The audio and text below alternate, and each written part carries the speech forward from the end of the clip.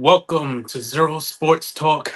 I'm Zero Griffey, and man, it's been a long time since I got to do another live. I was sick for the past week, so I wasn't able to get live, but I've seen so much news in sports that I want to talk about happening in the recent weeks. So let's talk about it. The biggest story of probably 2 weeks ago, but still ongoing right now, is the whole Lakers sale. The Lakers finally sold um, to Mark Walter, sold to Josh Kushner and Bob Iger, and the Buss family, depending on who they are, the siblings, not too happy about it. Jeanie Buss's position as governor looks in jeopardy as the Buss siblings are pretty much getting revenge on her for firing them earlier in her tenure as owner by selling their shares to Bob Iger and Josh Kushner as well, which, in order for Jeannie to remain governor, she needs 15% of the shares uh, in the Lakers to remain in position of governor. Obviously, didn't sit well with Jeannie. Her lawyer came out with a statement, putting pretty much putting everyone on blast, from Jesse and Joey Buss to Shams to like everybody that's been reporting about the whole sale, well, the minority shares being sold. My initial reaction to that is I'm not a big Genie fan, so I'm probably just gonna be like, I don't care, get out. Like, you know what I mean? I don't know what this drama is about. Obviously, outside looking in, it's definitely revenge by her other five siblings, just because they, at this point, they must hate her. They must despise her because she's over here talking about, oh, I'll just buy the shares from my brothers and my sister. They're not going to do that. They're not going to sell it to you. They want to sell it to somebody else. So you have no power. This is directly related to like you firing all your siblings in the first place. You shouldn't have done that. This is like karma catching back up to you. Now you sold the Lakers literally 18 months ago to Mark Walter, and your siblings didn't like that either. And what happened? You just got your way. You sold it anyways. So now that you sold it away and your siblings didn't like it, and now you pretty much got, how do you say, I don't want to say betrayed, but probably backdoored. Like, I don't know. You got it was kind of a snake move by Mark Walter to sell the team again just 18 months later. And this is where karma comes back around. And now your siblings are like, well, you traded it in the first place. So, you know what? Just so you don't have any control, we're going to sell our shares too. And not to you, we're going to sell it to the guys that just bought the majority share in the Lakers. Basically, it's going to be an ongoing fight. The lawyers for Genie can say whatever they want. I'm not a lawyer. I don't know how this is going to turn out. I'm not like a legal analyst or anything like that. But to me, hearing from what other people say, doesn't really seem like she has a case. Like, I don't know what she could possibly like go to court for. It could be something that could drag on and on and on. And if I'm Iger and Kushner, who originally wanted to purchase an expansion team in the NBA in Las Vegas, but I guess the price went up from it was like $7 billion to like $9 billion, and it kept going up. And if you're just gonna pay over $9 billion plus, you got to also pay for a new stadium in Las Vegas, a new arena. Sorry, stadium. I'm thinking of Raiders.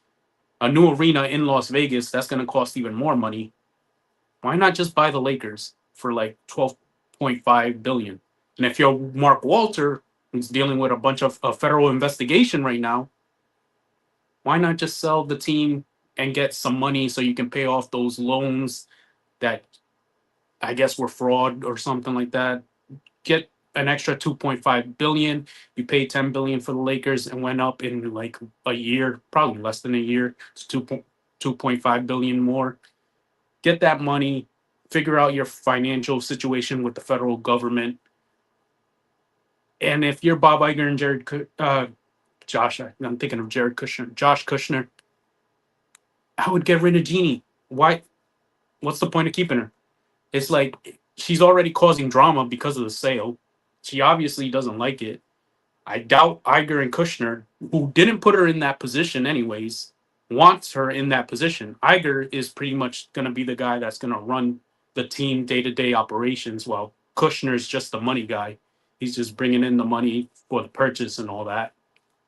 So if Genie's there, Iger really has no role, but he's the majority owner right now. So why would he just want somebody else running the day to day when he can do it himself? Like it makes no sense. So I see no reason why Jeanie is fighting this. It seems like a desperate attempt to hang on to the Lakers. She's gonna use the excuse about, oh, it's my father's legacy or something. No, you already sold it. If if the Lakers meant that much to you and your father and all that, you wouldn't have sold it in the first place. You just want like this weird credibility of like, I'm the Lakers owner. You want this status, like, oh, I can go to the Laker games, I can go to the meetings, I can be involved in these NBA talks. Like, there's literally nothing else but like glamour. You're a minority owner, even if you keep the shares. Like, you're not in control of much else. And with Iger there, you're gonna be controlling a lot less. So why stay with the team? That makes no sense. Just sell it like your siblings want you to. Oh, and by the way, they outvoted you 5-1. Out of the six siblings, you're the only one that didn't want to sell the shares. But that doesn't matter to you, right? You control everything. Your siblings' opinions makes absolutely no reason. You do not care about your siblings. So why should they care about you? I was like, they already put out a statement. They said what they were gonna say. They're gonna do whatever it is they're gonna do. Just like you don't care about them, they don't care about you. And they honestly, they probably have more power than you as a collective in the first place. Because it's not only your siblings you're fighting against, which is a 5-1 battle. You also got to fight against Kushner and Iger, who just bought the team. Make that a 7-1 battle. Or, hey, how about this? Iger and Kushner also can talk to Mark Walter, and then you got another enemy. The guy you sold originally to, he already snaked you once. He can keep on snaking you again. So there's really no point in keeping this drama going. And people are talking about, oh, the Lakers ownership is unstable. No, it's not. It's one spoiled brat not agreeing to something she has no control over. That's all it is. Like, that's all I got to say about that. I don't want Jeanie to even stay in power. Most fans don't. We got a lot of like little fan accounts for Jeanie that are weird as hell, talking about, oh, I don't know. You need to check those accounts out, the Genie accounts, that the Genie fans accounts, because they're actually pretty hilarious. They're so delusional. She has no horse in this race. She's not going to win it. There's nothing she can really do from my perspective. Again, I'm not a legal analyst. It's just like when you're going up against basically an army and then you're by yourself, and like, I don't know what the fan opinion is. I'll say majority want us to move on from Genie, and like a minority want to keep Genie for some weird reason. But like, you got so much against you. There's no reason to keep the team. To keep, well, you don't even have the team. There's no reason to keep the minority stake in the team. Lincoln Young, hey, how's it going? All right, but that's all I wanted to talk about. I actually wanted to talk about that for 2 weeks, but again, I was sick earlier this week, so I couldn't get into it. So now I'm gonna talk about NFL, and most importantly, Fernando Mendoza made the number one overall pick, made his debut. That was pretty great to see in his first game. I think it was the Cardinals he was facing. I think I have the stats actually, but oh no, I got the Texans. Against the Cardinals, he was 10 of 15, 97 yards and a touchdown. I mean, good. It's kind of what you expect in a vanilla offense versus a vanilla defense versus a backup offense versus a backup defense. Preseason isn't going to tell you much. I wish I could say more, but it's like preseason ain't going to tell you much about what Fernando Mendoza is. But I will say he don't look anything special to me. Like, and I said that months ago before the draft, the NFL draft. I'm like, The only reason Mendoza is going to be the number one pick is because Dante Moore went back to Oregon. Like, because Arch Manning is still in Texas. Like, any of these other upcoming generational quarterbacks, hell, I even say Drew Mestamaker at North Texas. He's now in Oklahoma State. Drew Mestamaker, I feel like, would be a better quarterback prospect than Mendoza. But he won the national championship. He went undefeated on a mid-tier school, small school, whatever you want to call it, in Indiana. He got all the hype, the praise. He's a great guy, great personality, great PR trained. I don't even know if he's PR trained. I just think that's him. He's just kind of like, I don't want to say corny, but that's like the only word that comes to my head. He's kind of like Russell Wilson type of. He went to the Russell Wilson school of PR, basically. So Fernando Mendoza in his second game, not as good against the Texans, where he threw an 86-yard pick six, and he allowed a sack. He had a passer rating of 42. Not a good look in the second game. Texans, again, great defense, by the way, last year, but this was primarily against backups. So take what you will off of that. I don't really know, but like, I haven't seen any big plays. I haven't seen big passes. I haven't seen really much. And again, I can't dog the guy because it's preseason. There's vanilla offenses, there's vanilla defenses. I'm a Rams fan. Ty Simpson's probably gonna throw a bunch of check downs and screen passes in the preseason as well, like he did last time. I just don't see anything remarkable from Fernando Mendoza, which is why everyone's talking about will he start week one? I don't think so.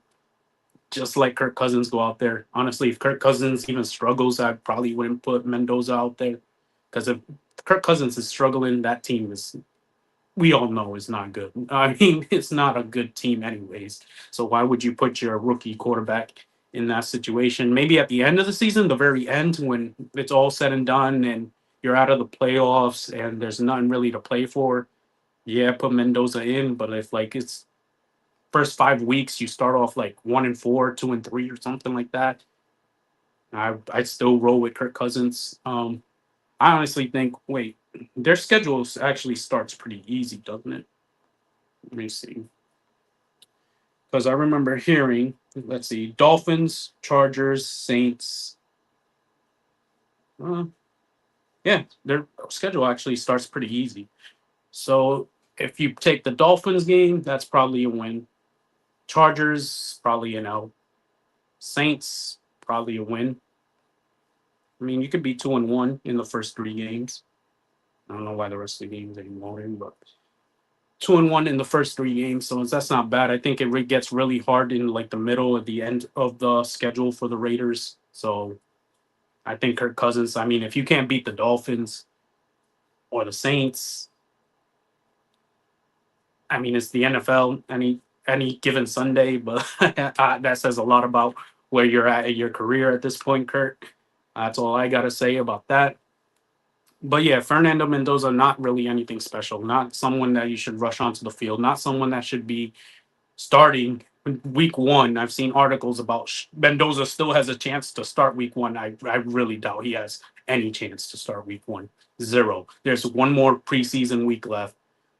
What does he have to do? Like what has to happen when he goes out there? Throw for 300 yards and five touchdowns. They're not gonna let him play that long. So I don't know what thing you can be looking for in that situation. Anyways, moving on, I want to talk about the World Cup. And I know it ended, but specifically after the end of the World Cup, we all saw Argentina and Spain getting into a bit of a brawl. Mostly it was it Leandro Paredes? Yeah, it was Leandro Paredes and Eric Garcia and Gavi and I think Rodri. But we got punishments from it. According to ESPN, Leandro Paredes suspended 10 games for that action. Oh no, it's a 10-game ban from the national team. So I thought it was light because I thought they meant his club. They didn't mean his club. They meant specifically the Argentina national team. And a 10-game ban in the national team basically means you're banned for the year. So for a whole year, he's not going to play any games for Argentina, any friendlies, anything like that, any competitions. He's banned. He also got a $90,000 fine. I'm saying this in dollars. I don't know what country he's being fined in, um, but I'm gonna just stick to dollars. Argentina defender Nahuel Molina also got fined $90,000 and also got a 7-game ban. So he's not completely gone for the year, but he pretty much is from Argentina. Thiago Armada just banned for 1 game and a $30,000 fine. He didn't do much. It looked like he just pushed some people and like he wasn't really involved in the brawl, but he did put his hands on some of the Spain players. Now, how the brawl happened, I got to be honest. I'm a Spain fan, and I understand emotions run high when you lose. I completely understand it. I'm not mad at like some of the players if they like really want to let out frustration. Obviously, fighting the other team, the winning team, isn't the way to do it. But Gavi, man, Gavi, I'm a Barcelona fan. Gavi can be like an instigator. He can be annoying. He's like a little rat. You he can really get under your skin. If you lose a game, you hate to lose it to like Gavi. So I understand him probably saying something. Obviously, we couldn't get the audio of what was said. Um, but I could see a world where he said something that really ticked off Paredes. Originally, I think his problem was with Rodri, and Rodri said something about the Argentinian team, about them getting help from the refs or something like that. I never seen Rodri say something like that, so I don't know where Paredes got that from. I looked up even before the stream what he was talking about. I still couldn't find it. Like I don't know, maybe it was like a locker room talk or something, and he overheard it in the locker room or something like that. But for some reason, his main problem was with Rodri. Eric Garcia came into it, and Gavi came into it. Gavi's the one that you guys all saw get thrown to the ground and completely manhandled by Paredes. So yeah, he's a little. I can understand him with his personality, him being annoying and getting into someone's face. It didn't really look like he was getting in his face to rub the wind in his face, but I can see maybe he said something like, I feel like I'm defending Argentina for some reason. I kind of am, but like, I'm just saying, I know how some players act when they win, and I know how some players act when they lose. Um, yeah, it's not, especially something as big as the World Cup. You're not going to get a rematch. You're not going to get another chance for 4 more years. So good luck with that. But yeah, Gavi got punished. He got thrown to the ground, and then Paredes got punished. He got a 10 game ban. He's not going to play for Argentina anytime soon. Probably not till 2028, I believe. Yeah, 2028. He won't be playing for Argentina until like 2028. But other than that, let's talk some baseball. I'm going through like every sport right now. So a lot of MLB news came out. John Carlos Stanton, I guess, heard re-aggravated, or I think it actually was like a separate injury to his ankle, and he will be out pretty much for the year. Oh, well, no, it was his calf. So he hurt his right calf, so he strained his left calf now. So John Carlos Stanton, Aaron Boone pretty much said he's out for the year. So the Yankees lose a bat, but they do get some good news as Cody Bellinger says he's ready to go and he's looking to return tomorrow on Sunday for the Yankees. So you got kind of your good and your bad there for the Yankees.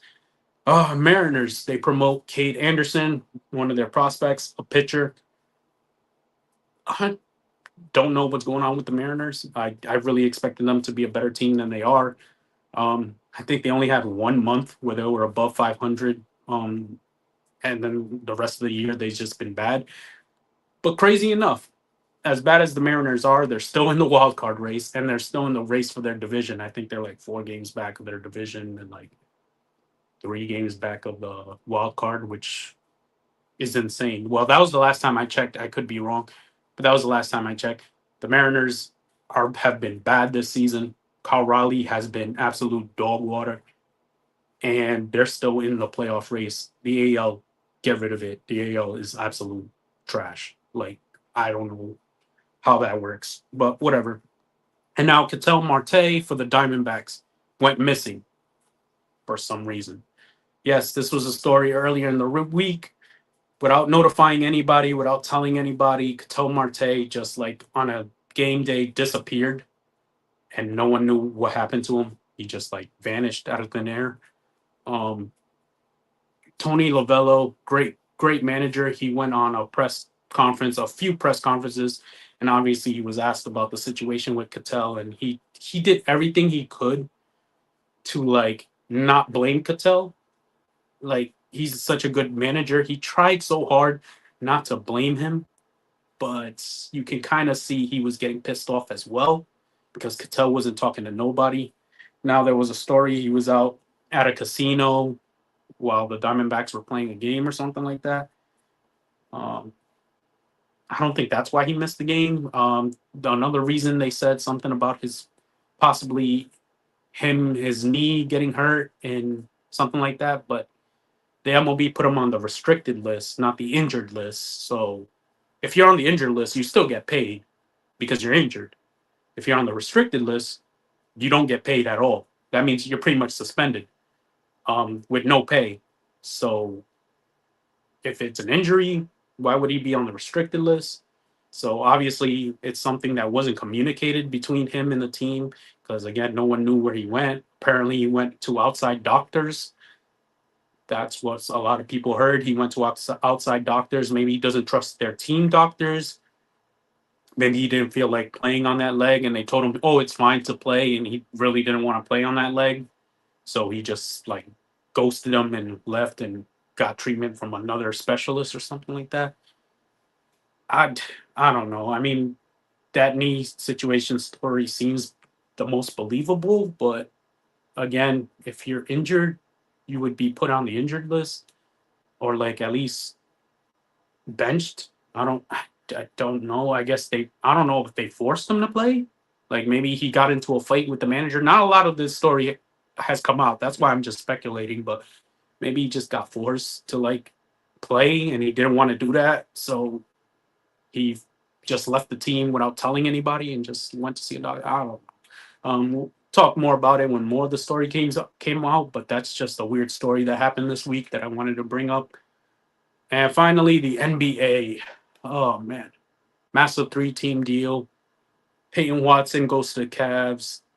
Max Strus goes to the Clippers. The Nuggets get draft picks, and Nuggets fans are pissed. um, I don't know if the Nuggets are trying to like keep Nikola Jokic, but this isn't the way. That Nuggets roster is terrible. And to make a bad defensive team worse, they signed DeMar DeRozan to a 1 year vet minimum deal. For what? I don't know.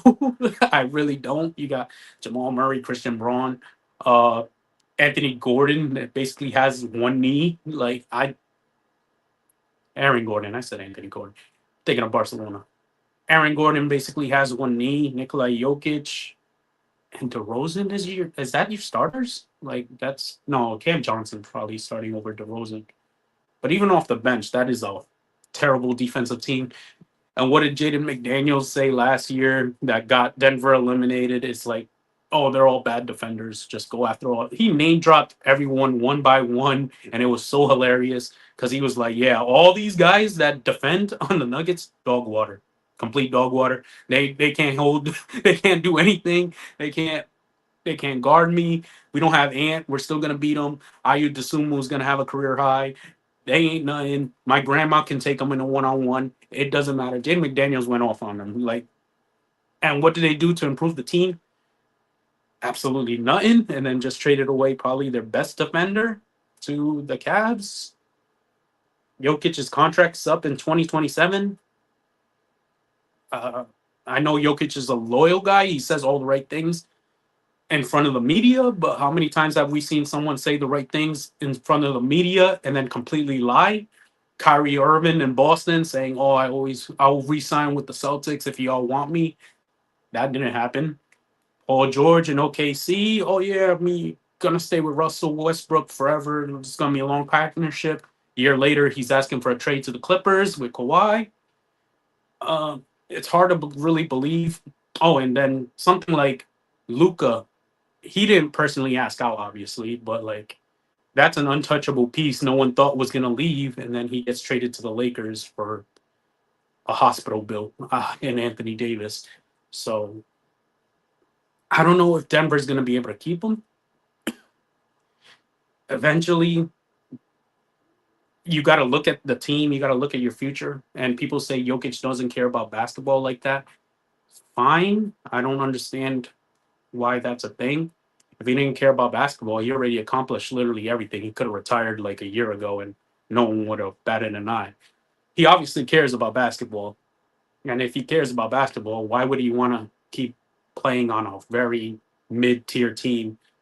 They're still going to make the playoffs. Don't get me wrong. I'm not saying they're a lottery team or anything, but like they're just like not the championship team that they used to be in like 2023. They're not competing against the OKCs, the Spurs, the Lakers, the Timberwolves. Well, I got my thoughts on the Timberwolves, but like the other big teams in the West, I don't see them being that much of a threat this year. So there's that. Also in the NBA, I did talk about LeBron going to Philadelphia. Now Klay Thompson got a buyout, and I thought he was going to go to Philadelphia. Instead, he goes to join Giannis in Miami. That one's an interesting one. Miami, I don't know why people expect so much from Miami. Miami is not a good team, people. I'm going to tell you that myself. Miami is not a good team. Denver struggles with defense.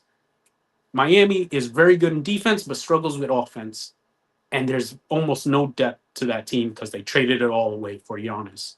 And then after they did that trade, they didn't do much else to improve the team, and they can't do much else because they're against the cap. So not much signings. They can only do minimum signings. And this Clay signing would be impressive if it wasn't the Clay we got now with no knees.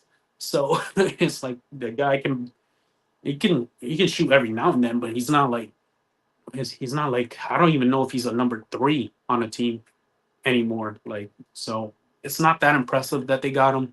I think it would have looked better if Clay would have went to the 76ers because there wouldn't be obviously as much pressure on him. But with a team that lacks Steph, is basically Giannis, Bam, Andrew Wiggins, and then Clay maybe as a fourth option. Miami is not that impressive to me. Defensively, they should be amazing.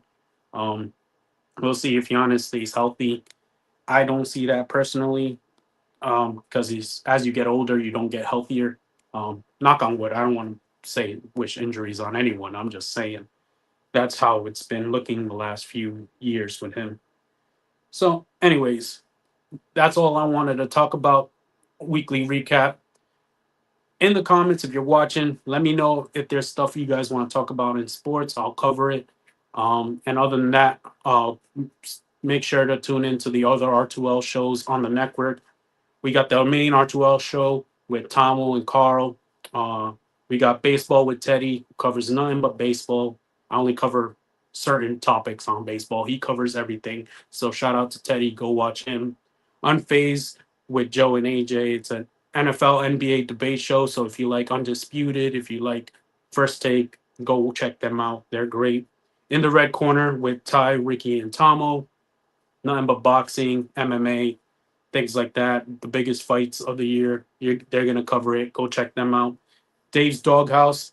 Shout out to Dave, my producer. Lowlights and highlights of sports. Does a great job covering the sports in general of the week and the highlights and the lowlights. Um, who's good, who's bad, who's needs to step up. Go watch him. He covers all that. Football with Coach Combs. Fantasy football's around the corner. Fantasy drafts. I know everyone getting their fantasy drafts. Fantasy advice. Go check out Football with Coach Combs. He does a great job. Hit him up. He also covers NFL topics. So if you want to watch anything NFL related, go check out Coach Combs. And Carl Talking College, NCAA football and basketball. Both are actually coming up.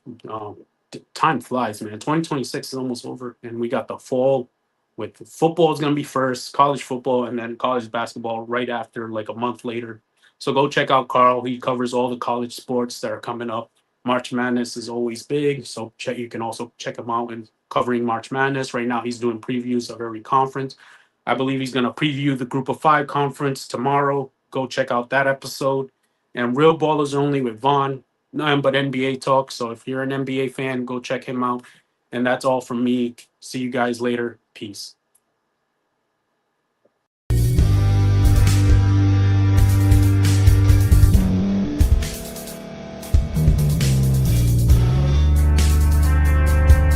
Thank you for staying to the end. If you're watching this on YouTube, please like this video, subscribe, and also hit that notification button so you can be notified next time we put out a video. If you're listening on any podcast platform, subscribe and hit that notification button, y'all, so you can be notified we put out another podcast audio. And last but not least, hit that share button. No matter what you're listening to or watching it, hit that share button and send it to somebody that you know that would love to watch this episode you just listened to. So once again, thank you for staying to the end, and we'll see y'all in the next episode.